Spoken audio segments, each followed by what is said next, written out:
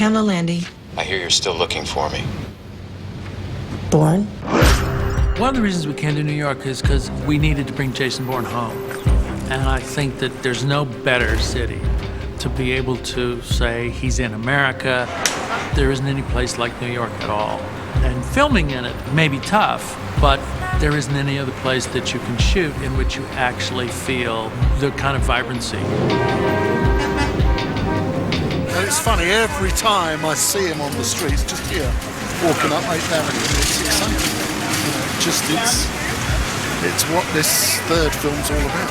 I think what's going to help us play the scene is if we believe that you're following myself. Yeah. Matt Damon and Paul Greengrass says, well, we got to have a car chase in New York. That's not easy. It's not easy at all.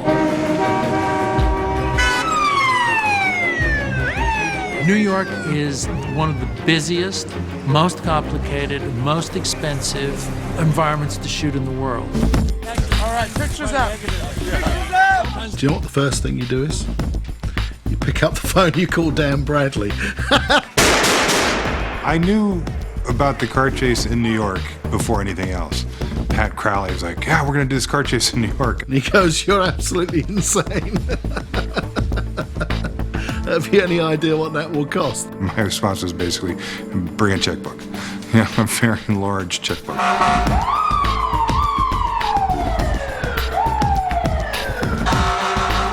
Okay, here we go.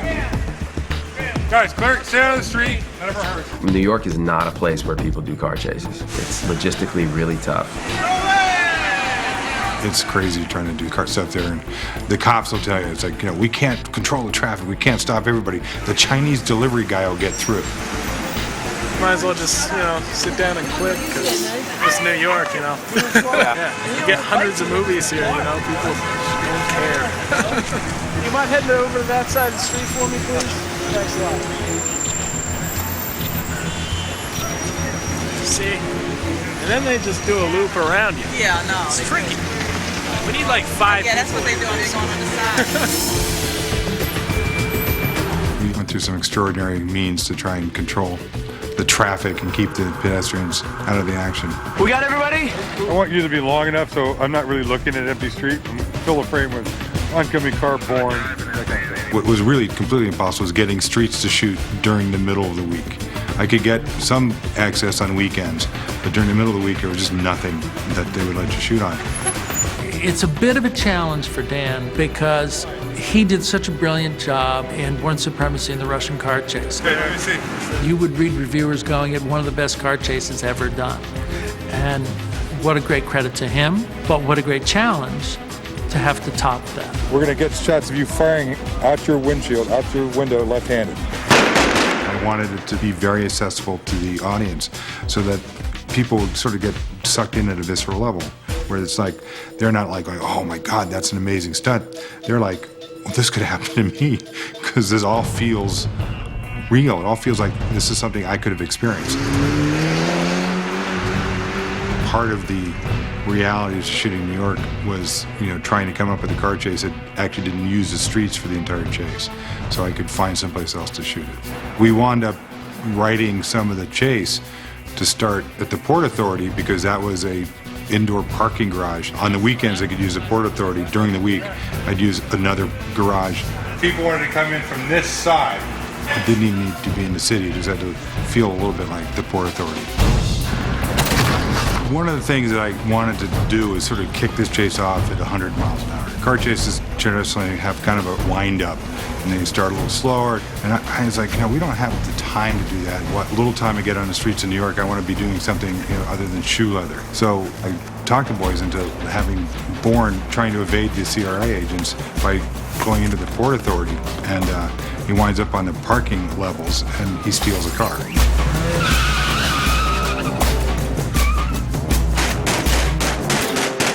As those guys start firing, the camera's going to kind of wrap.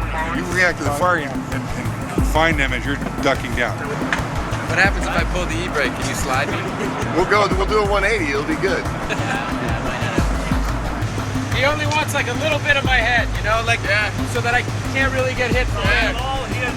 So So Florian, if I come down like that, and then like that, and that's good.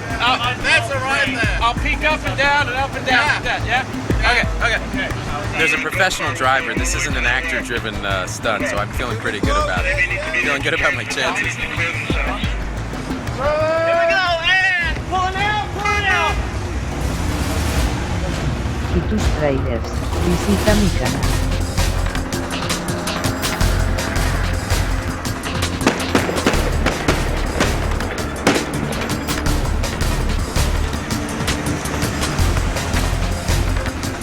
He only hangs onto that car for about 150 yards before he drives it off the roof. We're in the middle of beautiful downtown Yonkers. This may look suspiciously like the Port Authority in Manhattan, but not exactly. In this scene, Bourne is racing his car backwards, and he's spotted this roof edge. That's his only way of escaping the agents with the guns that are currently firing at him. We've set up that this car will pull backwards at 10 to 15 miles an hour. Hits that edge, launches up over the edge, and it'll drop 2 stories and land on a set of catch cars below. In case cameras jam or Earth moves, we've got a second take. I'm hoping that we don't have to use it because I'll take all these cars and put them out on the street and wreck them later in the chase.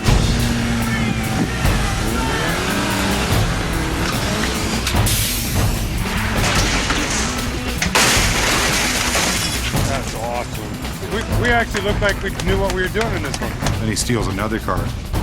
Put your hands in the air! Hands in the air!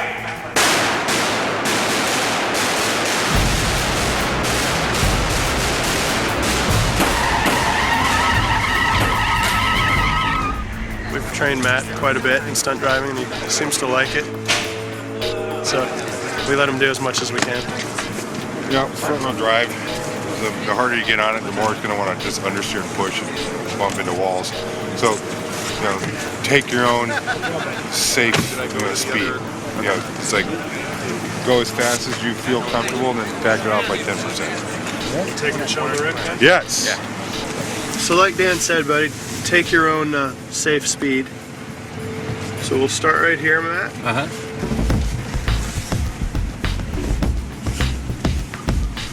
This is all salted.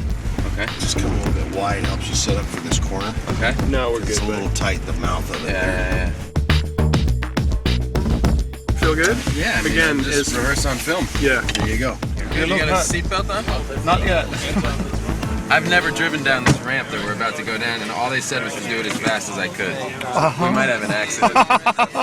Thank you. Oh, it's going to be good fun, I think.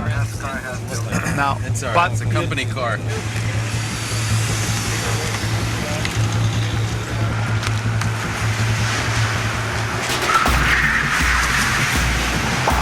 It's like it's a tight turn and then a straightaway and a tight turn and then a straightaway. It's not a real.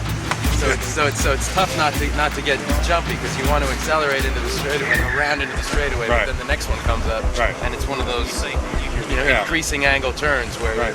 Well, brake hard. Okay, no, I'm just worried about You're breaking straight lines. Okay. When I put an actor in a situation, I'm 100% comfortable. I know for a fact he's going to be fine. A friend of Dan's was at a cocktail party, and this stunt guy said, "I don't like Dan Bradley." He said, and the person said, "Wait, why?" He said, "He's dangerous." He said, what are you talking about? Dan's the safest guy working out there. He's not dangerous at all. Name something he did that's dangerous. And the guy hemmed and hawed for a while, and finally he goes, "Well, he put Matt Damon in the middle of a real collision, and I think that's just wrong." Dan hears that and he goes, "All right, great. If that's what you think I did, then, I'm fooling you too." That head stab, slam back, boom. Yeah, that's it. Okay. What I want to feel like is this: he's racing away. The camera's kind of. 3, 2, 1, turn! I'm never anywhere near any danger. He's figured out ways to get shots that nobody else can get.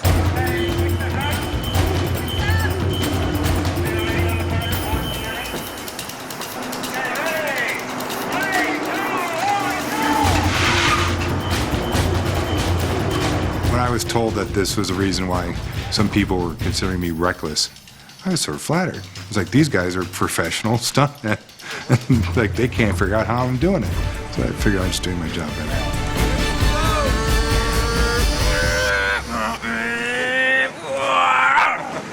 Excellent. I used a technique I developed with Spike Jonze on a movie called Adaptation. And we literally, it's a composite shot. 3, 2, 1, go! And pull! That should have worked. There was a shot in The Bourne Supremacy where he gets broadsided by a cop car. The cop car was about 3,000 miles from Matt when it actually crashed. So in this particular shot, the trailer behind me replaces the police car. The impact will occur when the Touareg pushes the tourist into the composite trailer.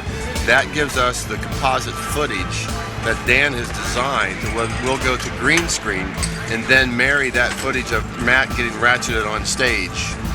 Dan first did this in adaptation. He's basically created this shot. He is so creative and innovative in these visual effects shots that he places that actor in the crashes when we physically can't place them ourselves.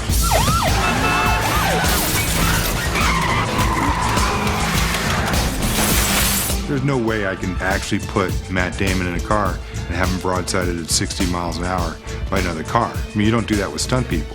So how could you do that with the actor? Yeah, we're gonna go beat up other people. All right, guys, listen up. Dan Bradley, the stuff he does I think is very real. It's believable. I wouldn't call it Hollywood. It's stuff that actually I believe could happen in a chase. It requires a lot of shots to do a really superior action scene. Everything that happens within a chase or within a fight or within an action sequence has a particular point of view. Kevin Scott calls it vision-based engineering. It's like I have shots or ideas for stunts, and it's never just a stunt. For me, it's always there's a camera involved somehow. Ready? Ready. And there haven't been the technologies or the equipment available to execute some of those visions I've had. Dan Bradley, about 12 years ago, wrote a car chase and pitched it. It was a handheld car chase, and for 12 years fought and couldn't get it shot. And right before Bourne Supremacy, we decided to build the Go-Mobile.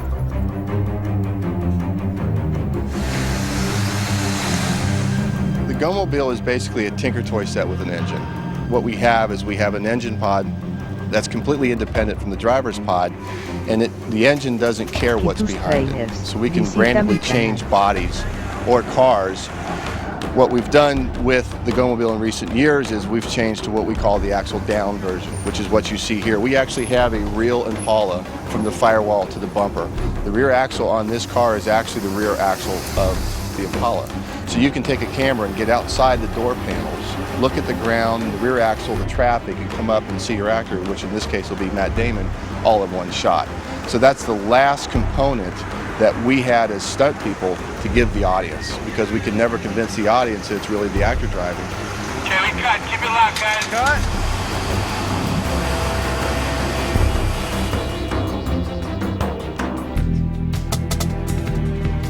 So this is the RDV, that stands for Remote Driving Vehicle. The RDV is an extension of what was used to be called the blind driver. I'm sure you remember Knight Rider. In Knight Rider, there's a driver who's hidden in the back seat, basically. And the RDV is sort of an extension of that blind drive theory. You'll be about a total of 27 inches. I just wanted more freedom on the interior of the car, so I decided to put the driver on the roof. It actually lets me put the camera in the driver's seat, so I can actually get actual driver POVs, point of views.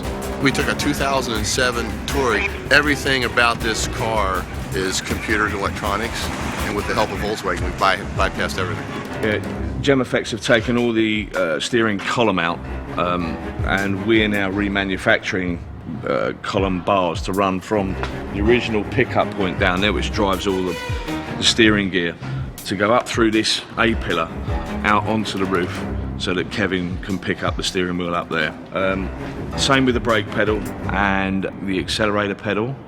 So the whole thing will be driven and operated from the roof and driving through some of these crashes for real, which allow us to get cameras inside the car looking 360 degrees with our actor there. Basically, it means that I don't have to drive it. Kevin is braving the sub-zero temperatures up there, and now they're getting him a blanket. Let's get that on film. And basically in this shot, a lot of stuff is going to happen that's pretty, you know, very close driving. Gil, this other stuntman, comes up right next to this car. They're almost rubbing against each other, and so they don't want the actor doing that.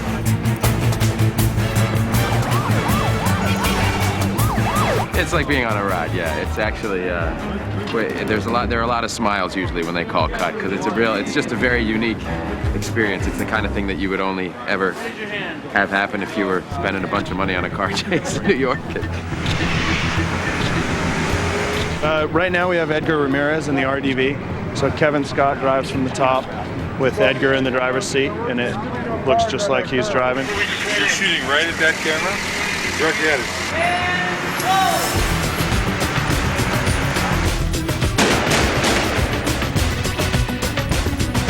That was good. That was really good. That was badass. It was great just to start driving that car.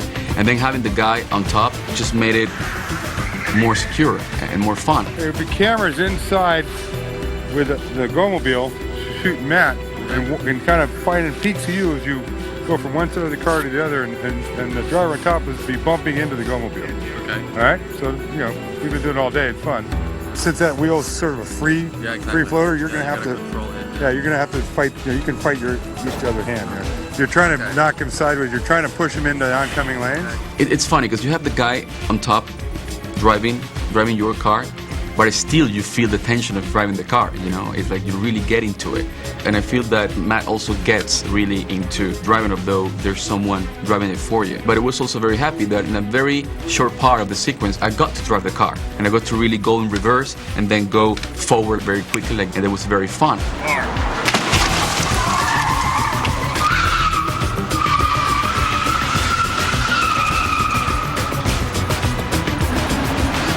Some of the most capable picture vehicle gear so that I can successfully shoot some of the shots that are sort of swirling around in my head.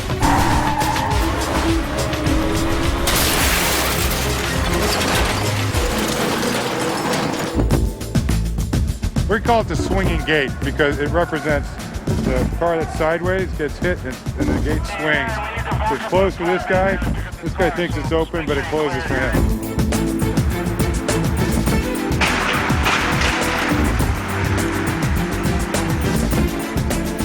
It's called a fender bender. See, it's just bent. Anytime you work with Dan, you inevitably end up with more wrecked cars than you would believe. Our insurance bill's fairly high for the first, page and a half of our chase. I think we've gone through 9 cars.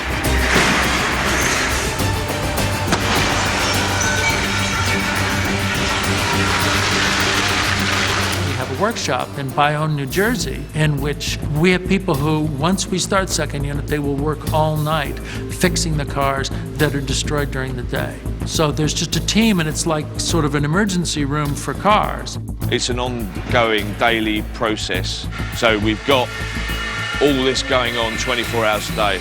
We've got a Mitsubishi Evolution over there which has been converted to mount cameras on, and yesterday we blew the clutch out of it.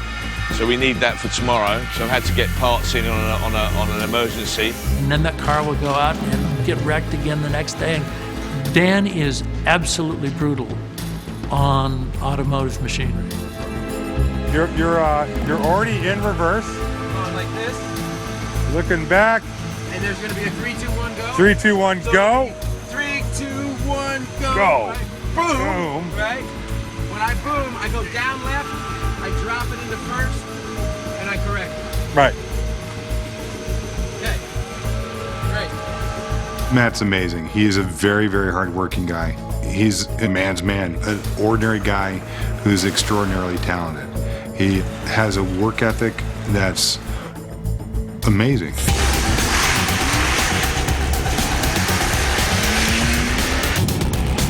He's going to put a stunt guy out of a job. Matt's actually quite talented driver. On Supremacy, he went out his very first day on a track, and before the day was out, he was doing 720s. He was spinning a car completely around 720 degrees. So he's sort of a multi-talented bastard. Y tus trailers, visita mi canal.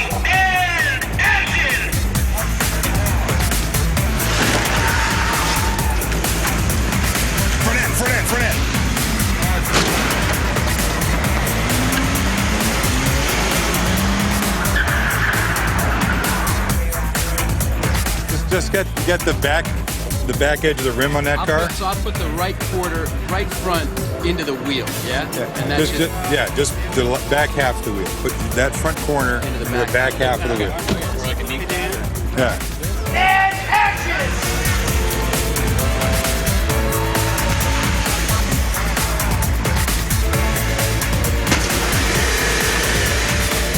It's NAR. It's no acting required. This is the good stuff. You know, it makes my job really, really easy and fun. So to purposely hit cars, I mean, that's like, you know, I don't know another line of work except, you know, demolition derby driver where you actually get to do that. So. Ready? Let's have the handheld ready for the verse over. I try and move so fast I don't even have chairs on the set. What's going on? There's video villages, and traditionally there's chairs laying around for actors, and I've had smaller bit players complain that they have no place to sit. Take your spots. If you don't need to be here, please don't be here. It's like, well, I'm not sitting, and none of my crew's sitting, so why do you need to sit? We're only going to be here for a minute before we move on. Let's go, let's go, let's go. Push him, Nick.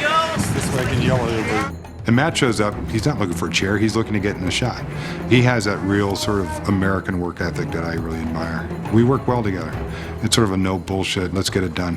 Let's do some good work. I'm about to jump like a couple feet. Oh, we're not ready. Lose the circus. From the seat of the car to right about there. Ready. Hopefully they have a thing on me just in case I'm wearing a harness just in case I come out too fast and go over the end. We're doing 20 miles. But I doubt there's much chance of me coming out too fast.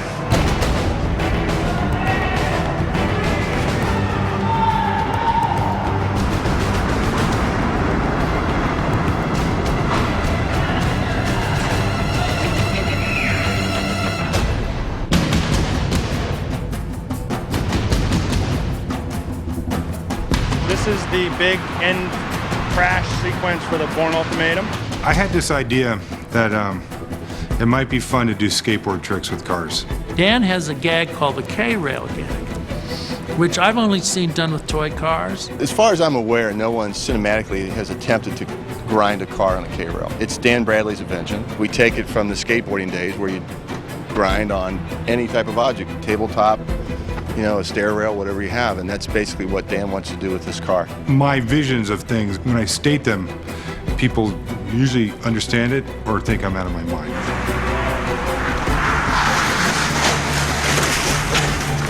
You see kids in parking lots and shopping malls skating down and jumping off stairways and grinding their skateboards down the handrail. For a car, that is the center rail. That's the concrete divider between on highways. Each one, it's like he's hitting it because of the way the angle he's coming in on. I think he's got to throw it more, get more speed, throw it more.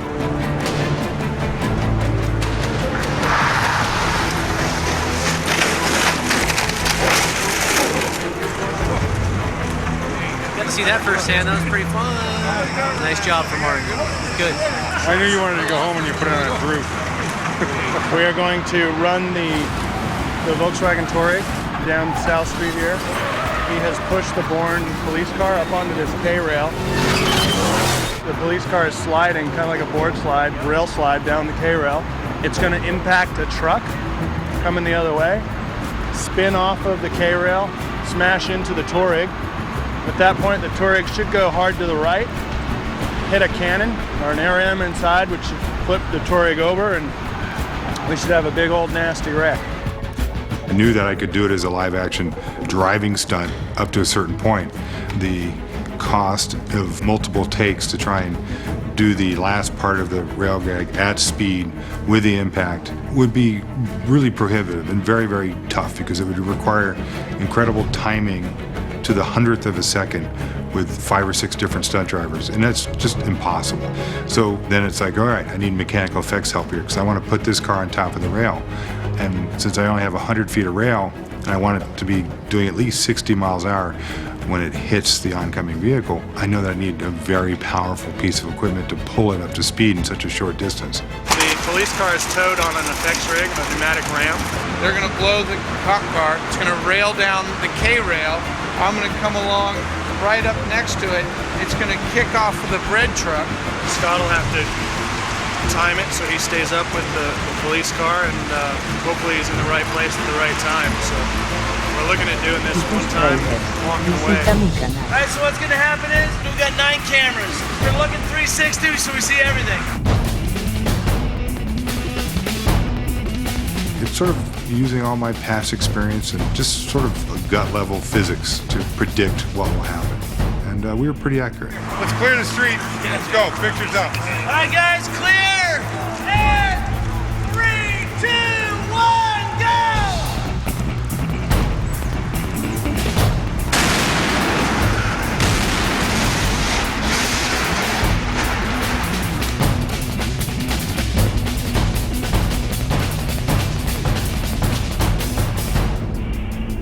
Well, the dummy lost a hand. Taxi's gonna dodge in, cop car's gonna go by, taxi's gonna swing back out, first sedan's gonna make contact there, second sedan's gonna try to get by him and continue on to 6th Ave. I probably got half the shots I wanted.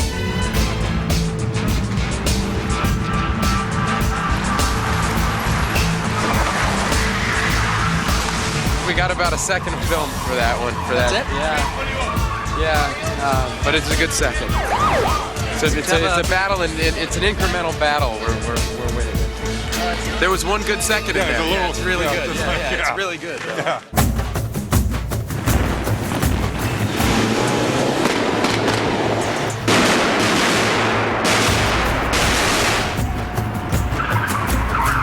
The logistics of shooting in New York, controlling the pedestrian traffic, controlling the vehicular traffic, getting all the, we'd have like 25, 30 cops, and just getting the coordination between all those people, created a situation where I was only getting about one take a half hour. What's going on? And I was like, I'm used to getting 3 or 4 takes every half hour. What is your head? Do we understand that the car's supposed to be the lead? It wasn't the lead? So it was a challenge. Let's move it on. The last night I took Dan to dinner on the final night, and he looked exhausted. He only sleeps, an hour or 2 a night, or at least during that sequence he did. And he just looked up and he just said, "Mercy," which I'd never heard him say before. So he left it all on the field, as they say, and it shows. It's a really great car chase. I think the only point that he feels at which he's satisfied is when doors are flying off and entire fronts of cars are sheared off and things are flipping and breaking.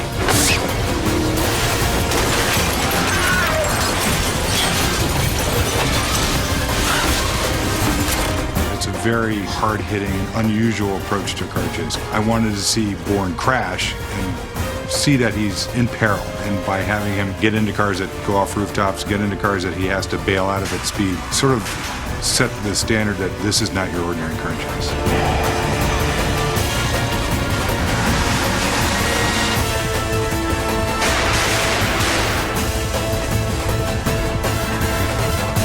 It's just ridiculous that we get paid for this. Code in. Alpha 37509. Why and how she was cast in that part is because she's such a great actress. There's always an objective, always a target. The objectives and targets always came from us. Who's giving them to him now? He is. She's become a much, much more important character, and that's, of course, a testament to Julia's qualities as an actress. Trace is confirmed and valid. It came from a computer belonging to Nikki Parsons. We find Parsons, we find Bourne. In a way, she's the leading lady.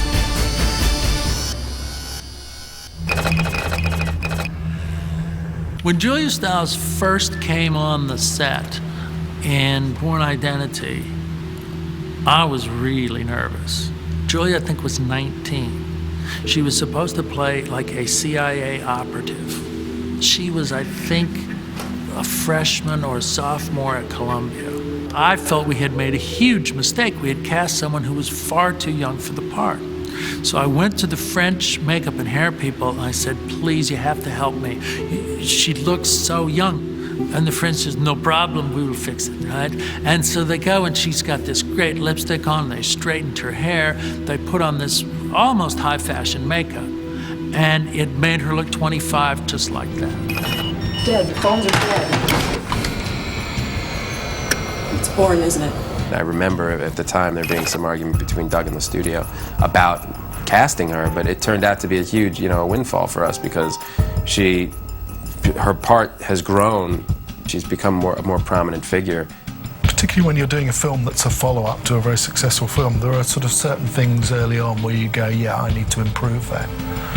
I felt we could do more with Julia's character, with the character of Nikki in the second film, and needed to, than had been done in the first film. In the first one, Born Identity, you didn't really know what I was doing there. I was kind of like a glorified secretary, and actually it was Paul's idea to sort of play on the idea that you didn't really know what I was doing in Identity. So it was always a particular kind of goal of mine to make that character work, and I really think we have. It looked like in the first one that she was just making passports and answering phones, but it turns out she was keeping up with their medication, and it turns out that was very serious medication. What exactly did your job with Treadstone in Paris consist of? To monitor the health of the agents. Health meaning what? Their mental health.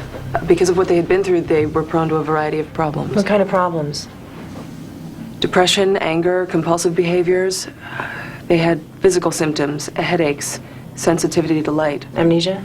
Before Born? No. She understands that they weren't machines, that they were hired killers, but they were also human beings and subject to negative side effects because of what their bosses were doing to them. She plays a much more complex character, a character who had not wanted after the first movie to be involved in anything to do with Treadstone, anything to do with the CIA.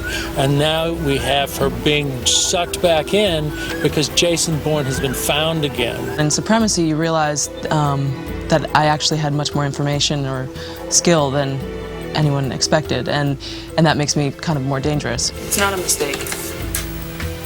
They don't make mistakes. In the second movie, now she's 24, 25, and you just watch her bring all this dimension to the character. Action! My first day of shooting was in a subway station near Alexanderplatz. And it was a very cold night. I remember that, and I had to have a gun held to my head for a long time. Why are you doing this? Why come back now? Stop.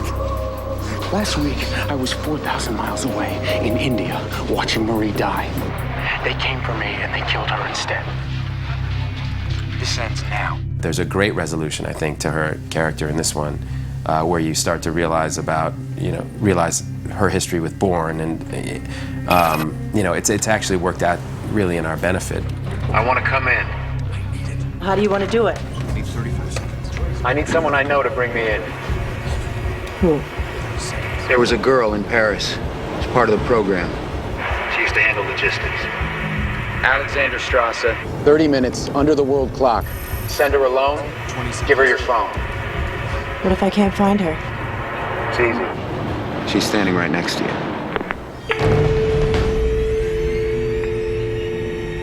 When I told Conklin what my intentions were, she was there. She witnessed it, and I know she's with the project and with Treadstone. And I'm trying to get information out of her. This is a woman who knows, who was there in Paris when I got out, who was with the program. The confrontation between the two of them in the middle of the film is, I think, one of the most powerful moments in the film. When she's cowering for her life in that subway kind of little room off the corridor there, she's cowering for her life. It's an absolutely electric moment.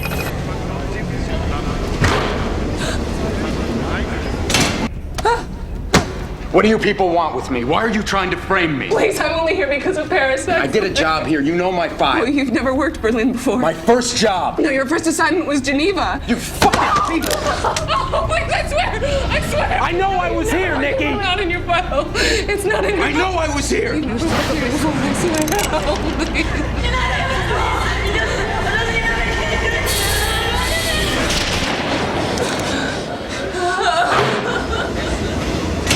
The important thing in terms of Nikki is that she sees that he is a human being because he lets her survive, and that takes a lot of empathy.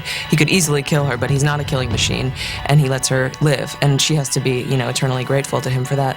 And that makes her role in the second one a lot more complicated because she doesn't want to, betray him, but she also has to protect her own life, when her bosses come and tell her that she's got to help them find him. What are you doing here? I was posted here after Berlin.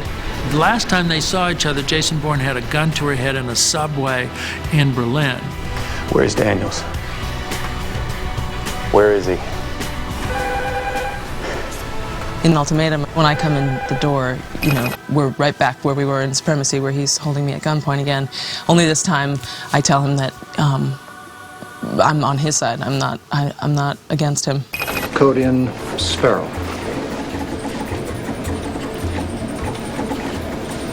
Response Everest. The thing that my character kind of has to deal with in this third movie is whether or not she wants to be involved in the CIA anymore, because she sees him kind of going down a path that she doesn't quite agree with. Why are you helping me? It was difficult for me. With you. You really don't remember anything. And I always felt, looking at that scene, that there was something unresolved about their relationship. She is the woman who, in terms of age and experience, and possibly in terms of history, someone who could have or possibly had a relationship with Bourne. And so it's really exciting to watch the two of them put that stuff together, because Jason Bourne still doesn't remember anything about his past, but Julie remembers a lot about the past that they might have had together. You feel she too wants to know things about herself and things about Bourne.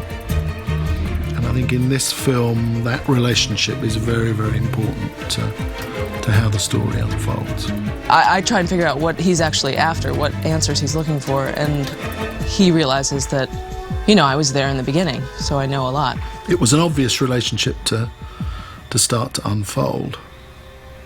Also, the quality that Nikki has, that Julia gives her, you sort of feel there's some sympathy that she has at some level with Bourne, but you don't know why. It's great to watch these two actors play these scenes in which they can't quite connect. And yet for Julia, it's incredibly important for her to connect, because she has really strong feelings for Jason Bourne.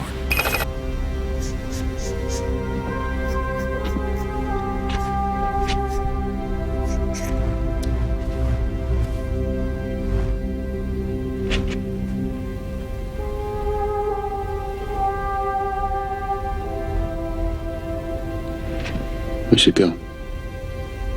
She's so incredibly good in the part, because you also feel that she's smart, but she's got some soul.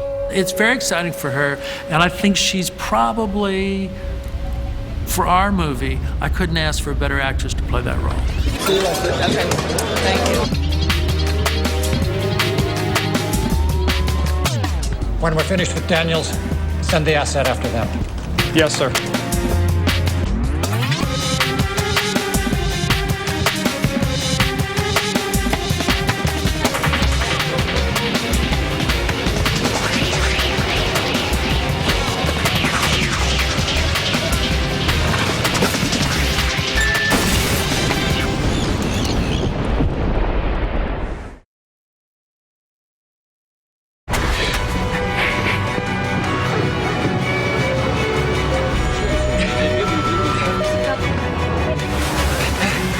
I've been given the direction to. I can't even tell you what the direction I've been given.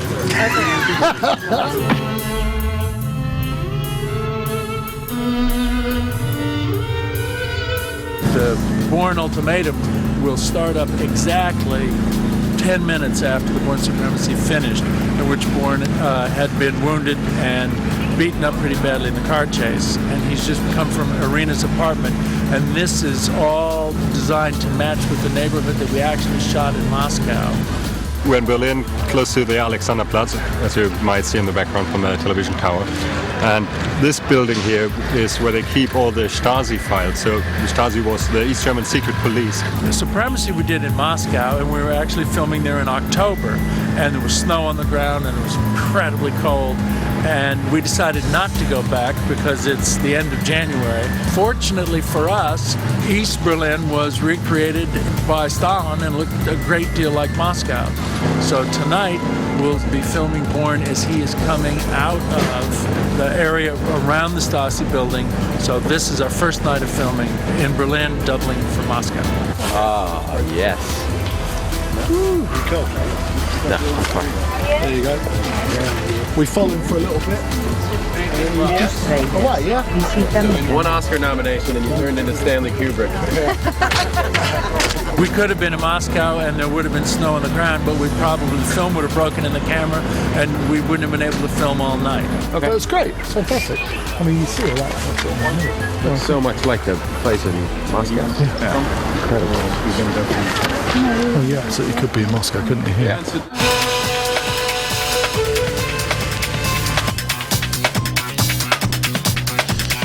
There's a company called Snow Business, which everybody uses. They provide the snow for movies, and they're experts at it. And you just see them, they travel around like a band of gypsies wherever anybody needs snow, whether it's in July or whether it's in the middle of January. The snow's made out of paper, and in the background we've used a foam snow product. Yeah, we started about 10 o'clock this morning. We've spent the rest of the day up until about 5 o'clock snowing up this area behind us.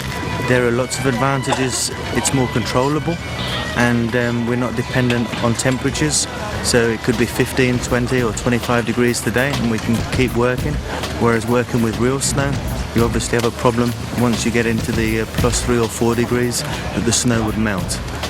And we're very quick to be able to redress, cover up footprints, and that isn't really possible with real snow. Some shot in the snow. Bourne being chased by dark and malevolent forces across the endless snows. No, it's Bourne being chased through Moscow, being shot in a freezing, bloody cold Berlin. And if anybody tells you being in the movie business is glamorous, they need to be here right now. Rolling. More champagne, Gus. Right. Action. We need to get Bourne out of Moscow, and so we figured that we would use a train, and all of us have all worked with trains, and it's not something any of us look forward to. We have certain restrictions in the train yard in which we can only shoot in certain areas for very specific times. It's actually a lot for them to give us this facility. The Berlin authorities have always been really great.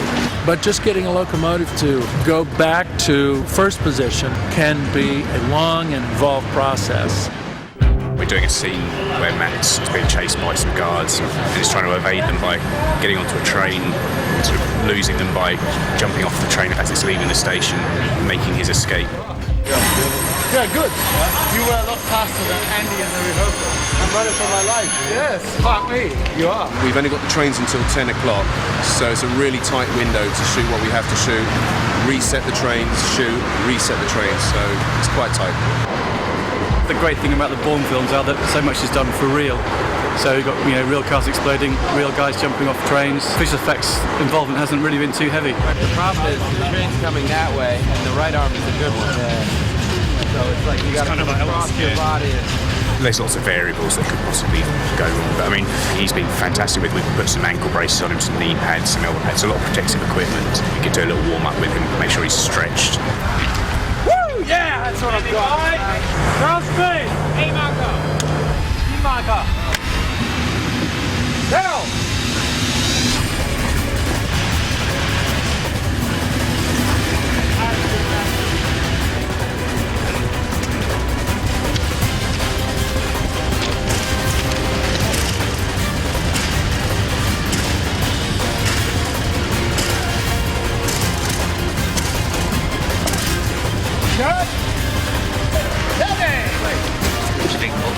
Good, I liked it.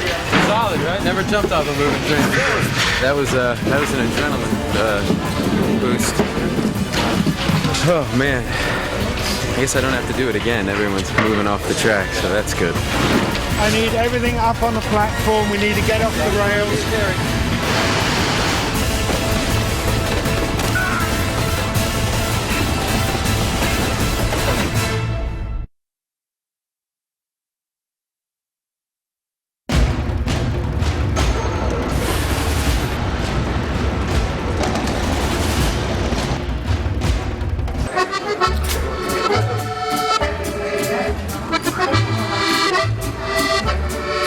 We're leaving London, we're headed to Paris. Shooting on the Eurostar today, which is quite a special treat. What we need to shoot is a man sitting on a train making a phone call. That doesn't seem like rocket science. But look at the amount of equipment and people that's required to get such a shot. This is all to be in the carriage, so they're all sort of freaking out a little bit at the moment because we've got a lot of stuff. Brilliant. Kirk, you've got yours already. Brilliant.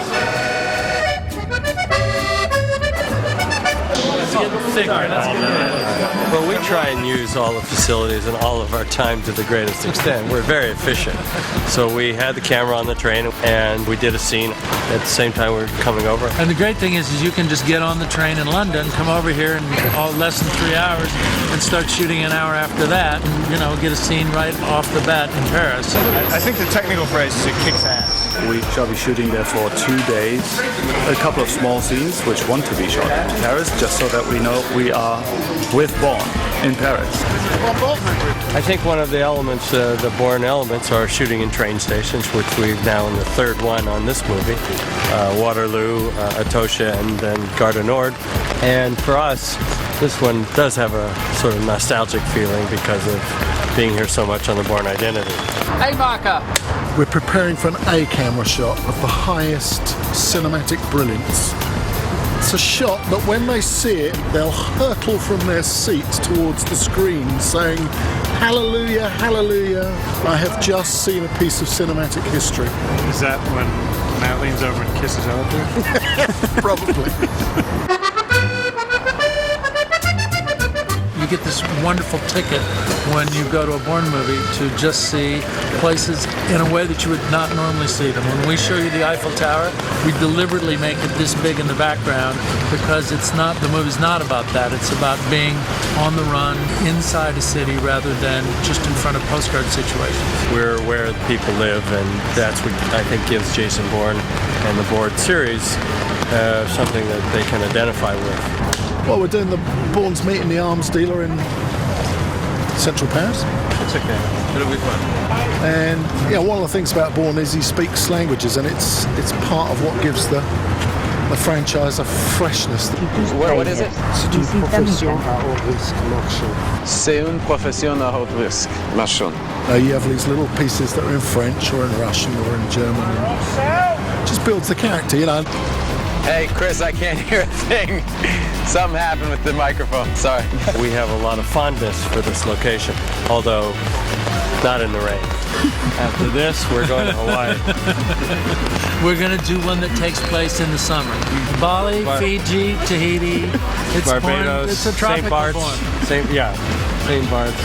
Although we're going to have to give him a new coat then. Yeah.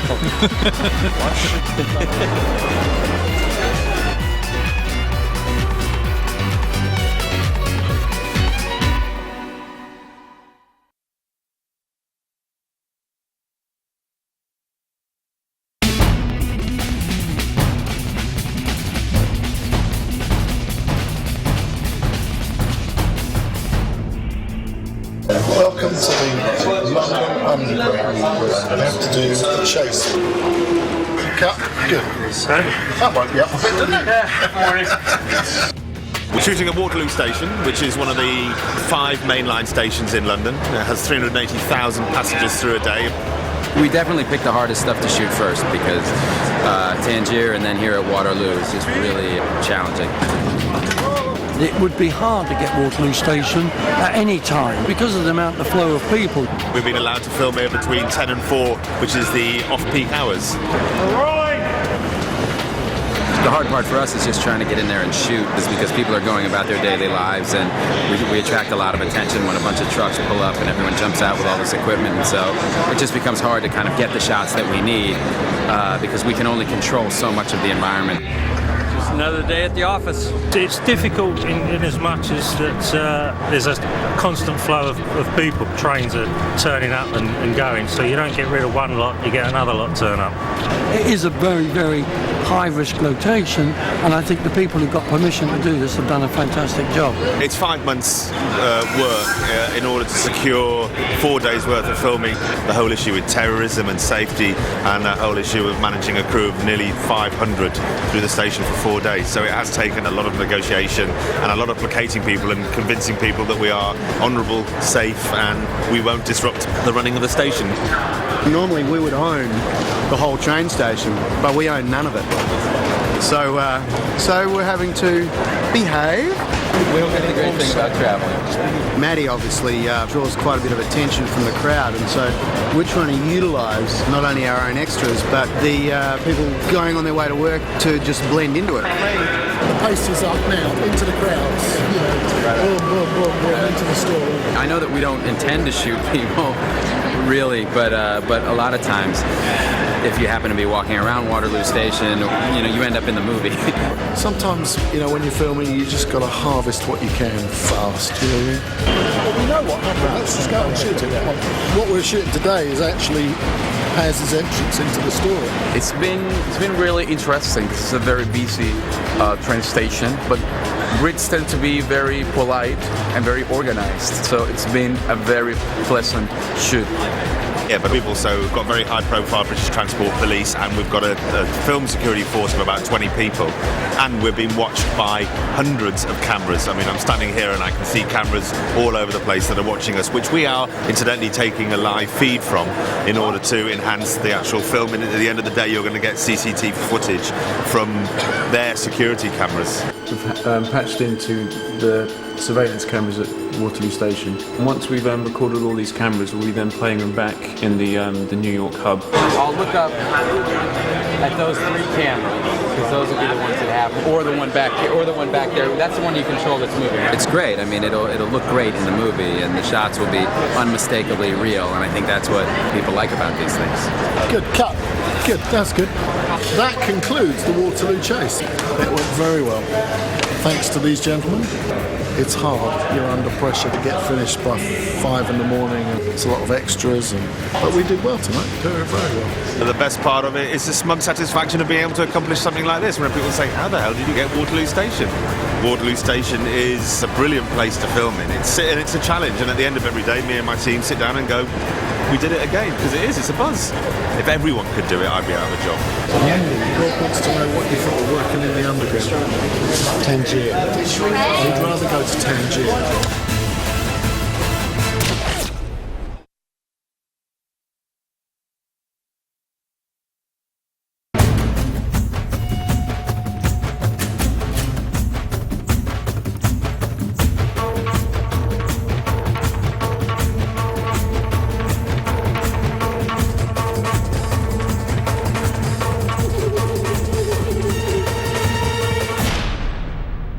We're working around the clock. It's about 3:30 in the morning right now in Madrid to bring you the next installment of the Bourne series.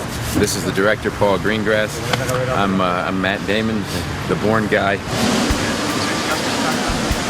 We're at yet another European train station, which is a motif for the Bourne movies. Bourne is always on the move. He's traveling. We like to take the audience to different places around Europe and around the world. So here we are in Madrid. Food's great, and the people are very dignified. They're elegant people. They're not trying to sell me something all the time like they are in some other places. I like it here. It's almost Italy. And this is a Treadstone event that he doesn't realize is happening. He doesn't. Exactly what you're saying is you're looking at the past and you should be looking at the future. Yeah. Okay, cut that and get. I wasn't followed, no one followed me. What was that line again, Paul, at the beginning? No one followed me. Okay. All right, background. Yeah. And action. Okay, and background. It does seem to be a lot easier to shoot with well-known actors like Matt Damon here in Europe. People are going about their business. When Jason Bourne walks by them, they might give him a look, but they don't stop and gawk and ask for an autograph. I think it's been part of why we've been so successful in shooting on these different locations. I'm going to take 3 This is an example of an AD who's been caught with his phone during a shot. Not Jerry. Don't lie. Failing to concentrate, being disrespectful to the director. If the director says it was during the shot, obviously it was during the shot. Are we redoing the shot, or are we going to go on to Daniel's? Just checking, Chris. We're freezing our derrieres are 20 minutes away from bed. Yeah. We're much more enthusiastic a bit earlier. Yeah, definitely. It's the two of us, and we have about 150 other people who were on the last movie too. So it's a good group. It's a good group to be out at 3:30 in the morning in Madrid. There's nobody in the world I'd rather be stranded with.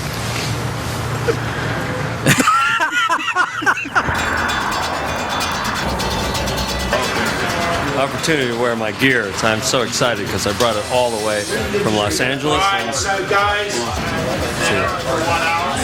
It's always good to have the right gear. And I got posted back and I joined the program. Last shot of this night is the approach of our heroes to this beautiful place. I think what's good about this production is if you're shooting in Madrid, they'll tell you it's in Madrid. If you're shooting in Paris, they'll tell you it's Paris. So it's cool you get to go to the places where you're meant to be. Well, we've just finished tonight, so Madrid is finished. So off to Paris. Once you go to all this trouble and then you see what you've got, it's really worth it.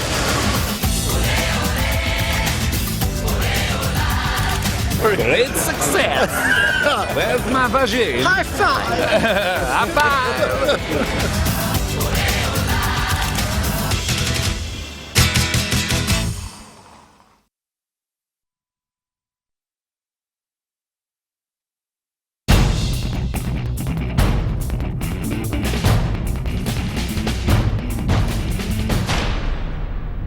Bourne doesn't wear sunglasses, which is a choice that I'm beginning to regret a little bit in Tangier.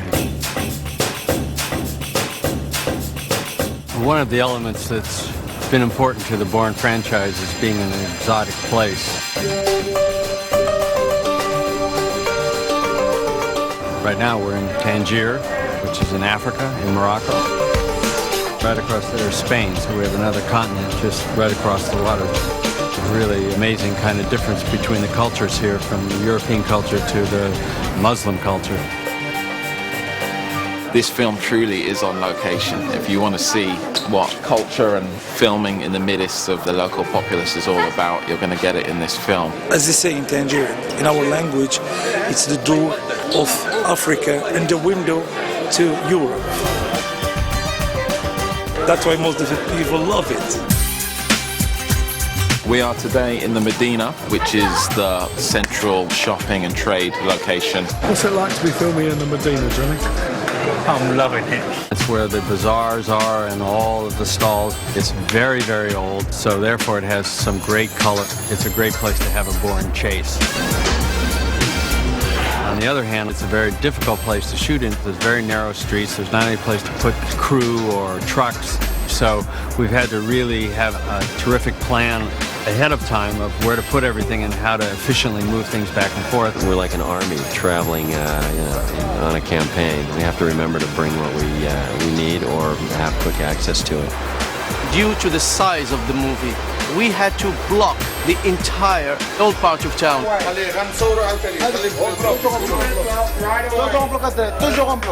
We got contracts with more than 2,000 businesses. We're causing a bit of chaos here today because this is the biggest square in Tangier. The locals are going to go a bit crazy later when they see that they can't move around their town. But it should make for a very interesting afternoon. Have you seen that? Just turn around. Look at them. We're interfering with people's lives in a sense by cordoning off areas they're used to having access to. The Medina is packed. Most of the people you see standing on are not extras. They are genuine people going about their business. So when you see me fighting my way through hordes of people, I'm genuinely fighting my way through hordes of people. Somewhere in amongst it, spot the actor. When we were trying to shoot in the center of town, we had to jump to this shot because there was a big crowd, as you can see. We we happen to be here at a time which is called Ramadan, which is the Islamic holy month. And what that means is the Muslims don't eat or drink from sun up to sundown. So the whole day there's no eating or drinking or smoking or activity. So it's really devoted to prayer and other things. That's how our soundman Kirk Francis feels about a call to prayer. We have to wake up early, 4 o'clock in the morning, and that's when we start doing the Ramadan, and we stay working sometimes until sunset. Then we have breakfast. So the day is very, very long for us. Oh, just about everything that could have gone wrong went wrong. What was tough for us is the crew, especially electricians and grips and labor. These people had to fast from sunrise to sunset, and it was really tough for them. Towards the end of the day, you could see that they were desperately waiting for the wrap hours in order to rush for the breakfast dinner break. It's really wild when you look around here and you see all day there's nobody carrying a cup of coffee or water or a sandwich or anything in the entire city. It's kind of amazing. So you get to appreciate how other people live. In the end of Ramadan we have feast, Eid Fitr. You can eat, people make a lot of candies. And we visit our family. Yes. We call it the honey cakes. For when we finish Ramadan, all the families, they make special cakes, which is for the party when it's finished Ramadan. So obviously we've got to be very respectful and considerate of the local people, as no drink and no food makes for cranky personality at times. And so here we are, so we have to deal with it. I'm doing a shot, and it's going to be great.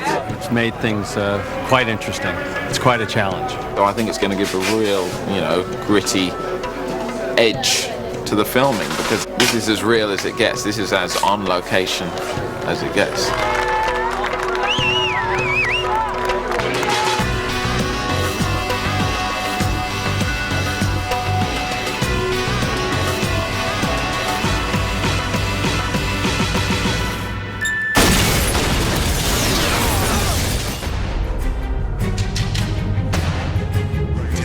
In my pocket, checking the door with that hand, or just cover that side of my hand, and boom, and then we're yeah.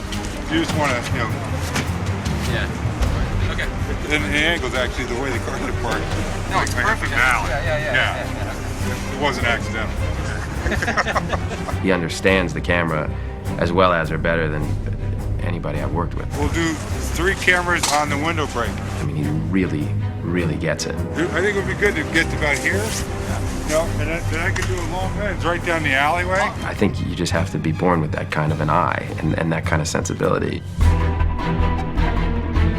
here, we'll do the break. We'll start to get in. Then that's a cut. You guys, clear everybody out, you guys. Rolling! 62 Bedford, take 1, A-Mark.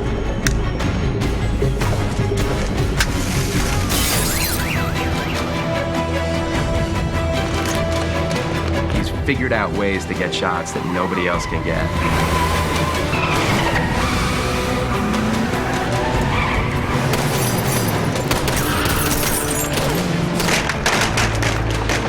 The camera's moving. We're trying to catch you against the background, the moving background. Down like that, and then like that, and that's good. That's all right then. I'll peek up and down like that, yeah? People are starting to catch up. They've started to learn how he does his impacts. Like, he can't hide that forever. Everyone clear back this way, we don't need to be here. There's a professional driver. This isn't an actor-driven stunt, so I'm feeling pretty good about it.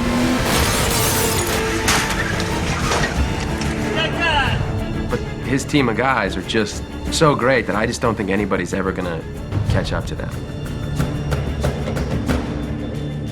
In this scene, Bourne is racing his car backwards. The motor's just died, and he's spotted this roof edge, and he's deduced that his car has enough energy to get to the edge and go over. It could be much closer. I like it just being pieces of it. Right, so it's not like... Because it's like, when you go wide, it starts to feel like, and we present. When everything else is dirty, we don't want to try and, do product shots. All right. It's cool. We've set up so that this car will pull backwards at 10 to 15 miles an hour, hits that edge, and launches up over the edge, and it'll drop 2 stories and land on a set of catch cars below. We'll have a camera chasing this car forward. We've got an IMO, 2 cameras up top, and we have 5 cameras below. Roll cameras, roll in! 3, 2, 1, go!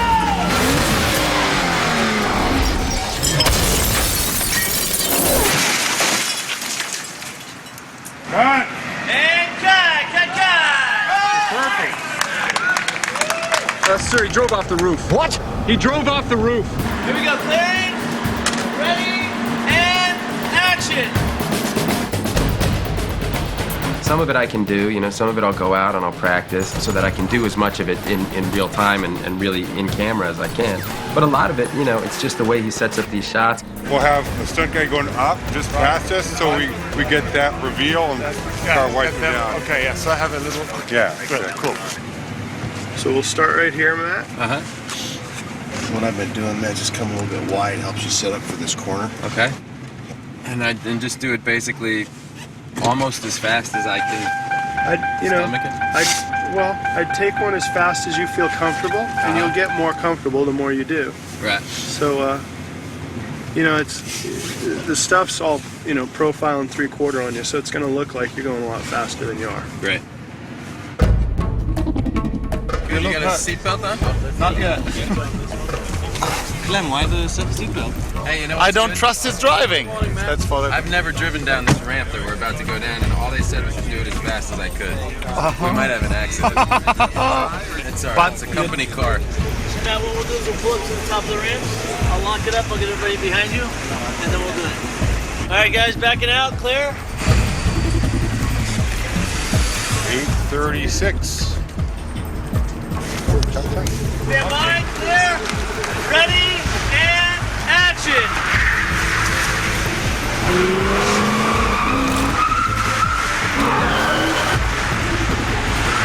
And cut. Going back up to the roof. You know, it's like it's a tight turn and then a straightaway and a tight turn and then a straightaway. It's not a real. So it's tough not to get jumpy. Back on and action!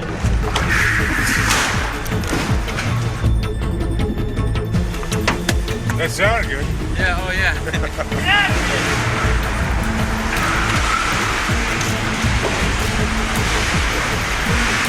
Clemens felt like it was good. Good? Yes. Great. So we got that? Yeah, we're good.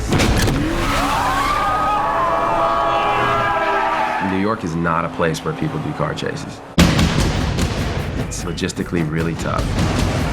There are a lot more ground rules. Safety meeting on Channel 1 and 50. The mayor's office was justifiably concerned about damage to property, but more importantly, people accidentally walking out in the way of this movie. Let's clear the street, let's lock it up.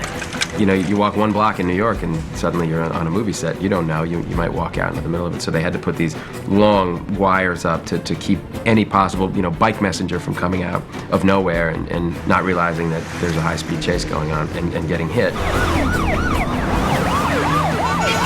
Everything from that to trying to shut down 7th Avenue, and when do you shut down 7th Avenue? This is my only shot down the big avenue. So we take the car, we get into the avenue, we're stopping halfway, Bourne's going and his other cars are sweeping in. What happens is Bourne flies through a gap. Bourne gets away from him, goes through the gap. In the meantime, there's a car in the middle of the road, across the road. The CRI Crown Vic punches that car, swings it round in front of the car that's the other CRI car coming down the other lane. So effectively, this CRI agent takes this CRI agent out of the chase. We call that gag the swinging gate. It's the first time we've used the Go-Mobile to lead into a wreck, which we did with Matt. Just as the Crown Vic hits the swinging gate car, we are literally right in front of him by maybe 2 feet.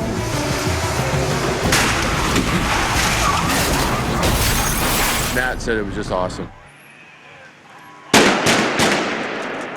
If you're comfortable with it, that gunfire happens, boom, you just react, close your eyes, react, I'll just drop the window next. Okay. Right here. like, then you just stop and we'll get out and clean up the class.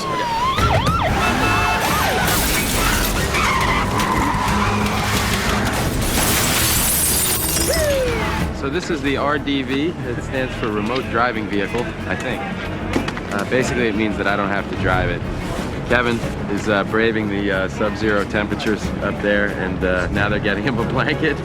Let's get that on film.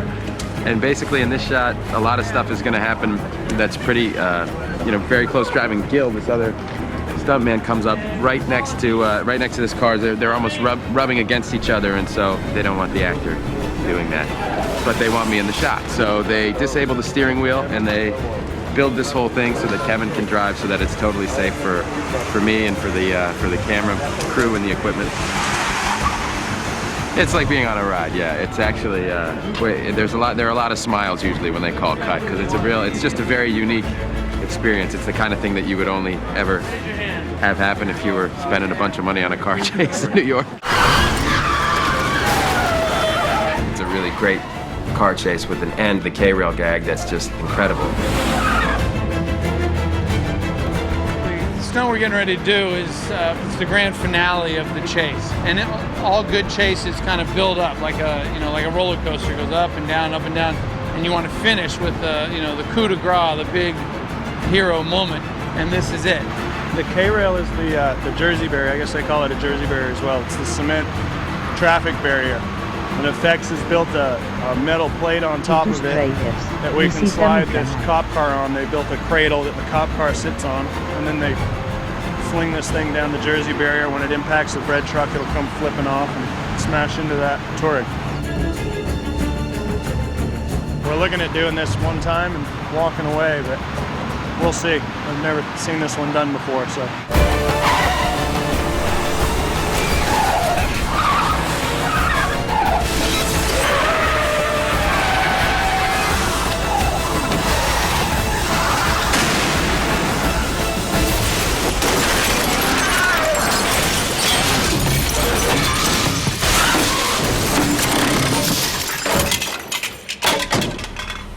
To purposely hit cars, I mean, that's like, I don't know another line of work except, demolition derby driver, where you actually get to do that. We got some good stuff, but I'm greedy, so I didn't get everything I wanted.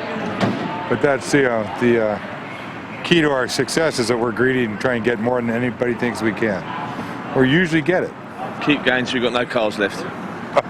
Exactly. He and I take great pride in the records we leave in our wakes.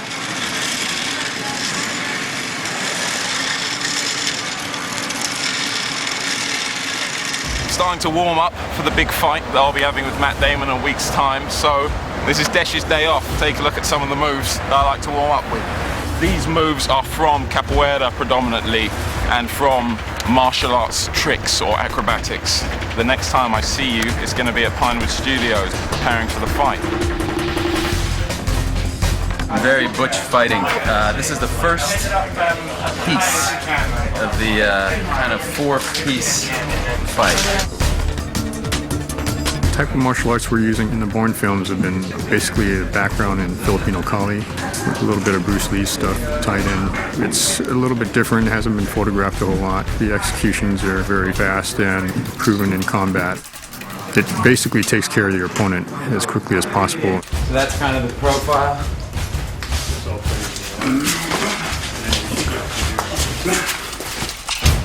What I did was I met Joey and tried to bring him up to a certain level, make him a formidable opponent for Jason Bourne. And working with him to have the fighting skills become second nature. We can get that track real clean. Just like that. That way nothing looks choreographed and everybody looks like they're on top of their game, since there's supposed to be two of the top agents going toe to toe. I get a couple shots in here, right? And then he just drops, grab, and it's like... With Jeff, I'm never going to learn how to really fight, and it's not about that. It's more for me like learning it like a dance. Studying this stuff enough to kind of understand balance and how I should move, and then being taught the choreography and just shutting up and listening and watching.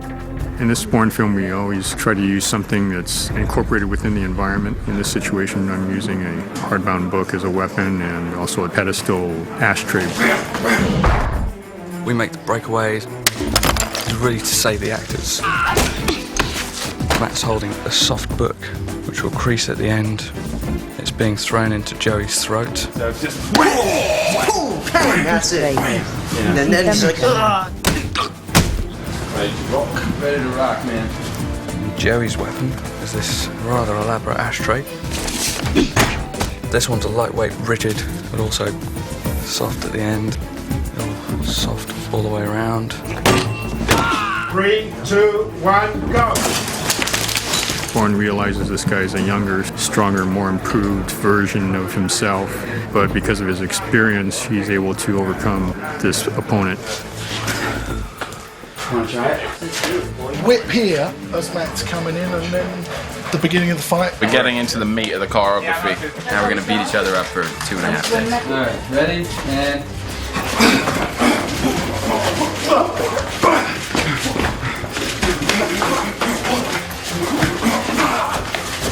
Some grappling situations, a lot of hand-to-hand trapping.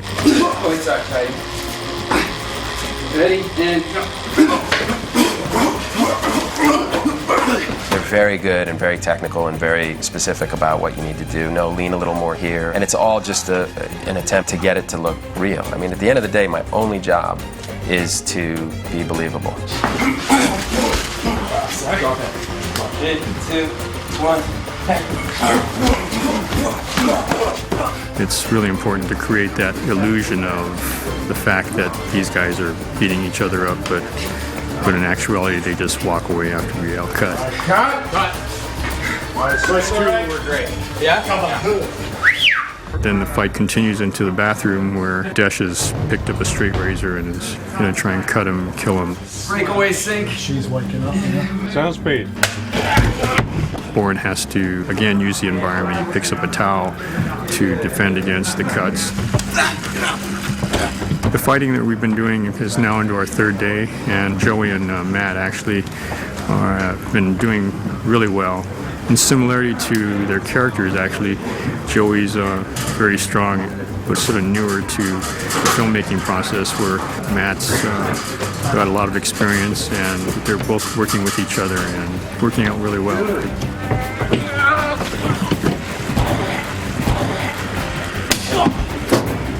Very good day, guys. That was good. Yeah. Good workout.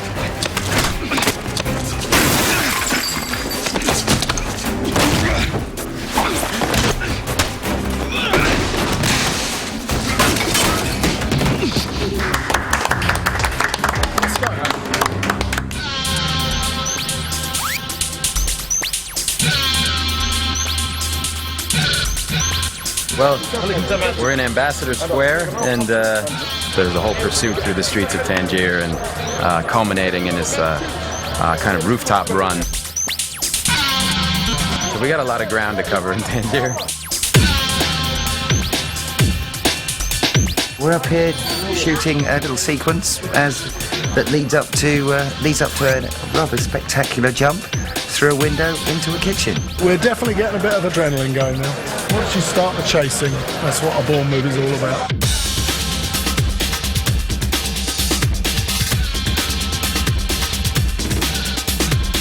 Let's do the stairs and go up to the roof. Got a pretty long run. There are 5 roofs, a series of 5 roofs strung together. The cable cam, hopefully, is going to run as I sprint. It's going to just be able to, if I'm going this way, it's going to follow like that, so that you can sustain a very long run, because there would really be no other way. To do that, you can't push a dolly that fast, and also the angle is from off the roof, so you actually have to fly the camera on a cable, so it's called the cable cam. One of the bigger technical challenges of shooting in the Medina, though, is that these cable cams required cranes with new towers with thousands of pounds worth of gear. There's kind of lots of issues about that. We have to build big structures on the roof and use cranes and avoid power lines and things, because we're actually flying the cameras above the power lines of the city. So in order to take just a simple thing like take a line from one end to the other to run the camera on, we just have to go over all the power lines and buildings and reconnect the other end. Brick and mud buildings were made 400 years ago. Don't have the structural load for thousands of pounds of gear. I think first unit actually collapsed to the floor. They were on the second floor of a building and suddenly the floor kind of bowed. It's wirelessly operated. It's got gyros on each axis, and so it takes out all the movement as you're transversing from one area to another. Variable pan speeds, it can do motion control, recorded moves, even in the when you're stabilised. It'll run at up to about 90 miles an hour. They can be programmed, so you can kind of run it with a joystick or play it back, run partial moves across time and stuff like that. The cable cam is following him through this little sort of obstacle course on the roof. We're just practicing this little hand pommel over the glass, into the mats. Yeah, it's probably a two-hander, right? Grab this one. And then wraps the towel around his hand, comes up to this wall, puts his hand on the glass with the towel round to protect himself, jumps over the wall.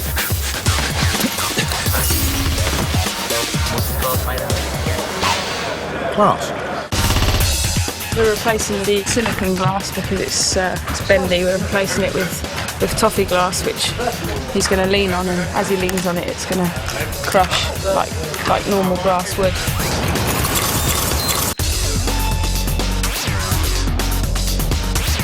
Bourne is on the rooftops. He doesn't have anywhere else to go except make a leap across the street and drop one floor and go through a window. It's a pretty challenging gag. And then I decided, just to make it even more interesting, that I wanted the camera to follow him.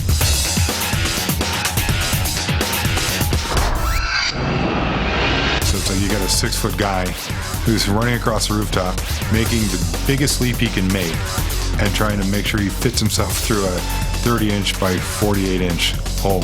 Comes around the car, just run right to this window. I was trying to let the camera get ahead of you before you started. The Tangier camera crew is kind of scratching their head, thinking I'm out of my mind. And it was like, we could have the stunt guy run and jump with the camera. So we turned to one of the stunt guys. I looked at him and said, you look like you can hold a camera. This is best for coming across. Okay. If he gets away from you a little bit just before he leaves, okay, it's good. Okay. What about a follow Dave? He's going to do a jump from the rooftop into a kitchen window. I don't know. And we're going to follow him with the camera. We're going to stop before hitting the floor. I'll be flying behind him, or the ropes will be catching me as Dave goes clear through the window. Hopefully. Well, it's about to really kick off now. Y tus trailers. Visita mi canal.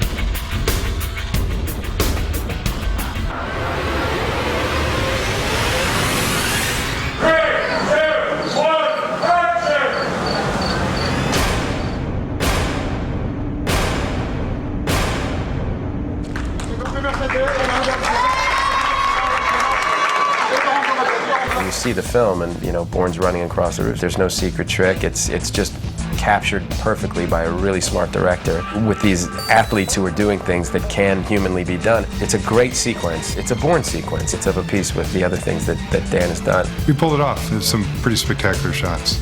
He just, if it's possible, actually ratcheted it up a level. That was good. That was really good.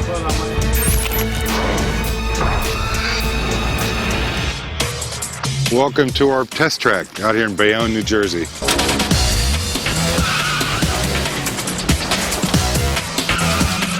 Bourne steals a car on the roof of the Port Authority, and as he starts to back out of the space, it reveals to him a CRI sedan racing down toward him. So he continues in reverse and is trying to race away from the sedan as they're shooting at him. The camera will be mounted on the side of this car, shooting Matt in profile. And so as Matt backs out, it reveals to the camera the oncoming sedan, and Matt will have to make this turn. We'll continue to see, Matt through the rearview mirror.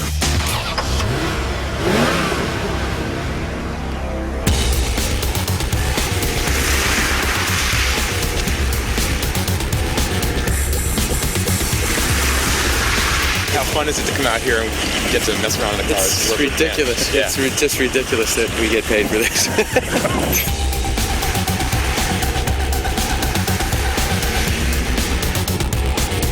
How's he doing? He's going to put a stunt guy out of a job. Matt's actually quite talented driver. On Supremacy, he went out his very first day on a track, and before the day was out, he was doing 720s. he was spinning a car completely around 720 degrees. Now my recollection of those is it's just go as fast as you can and Yeah. Was that about right? Yeah, it's just like NASCAR. So he's sort of a multi-talented bastard. We should just play with the cop car. You're in the box. Just keep looking at it. Literally, if you could stare your way into it, and you'll wind up coming right here if you never take your eyes off of it. Okay.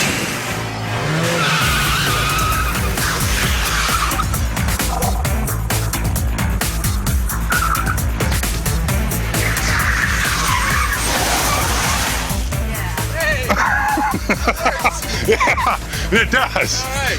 Yeah, perfect. Yeah.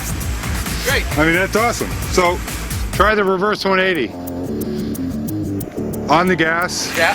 Right at the moment where you lift, because you're going to get the weight transfer from the front to the rear. Yes. You can, it's just a half turn. Yeah. Okay. Throw it. Throw it. Throw it.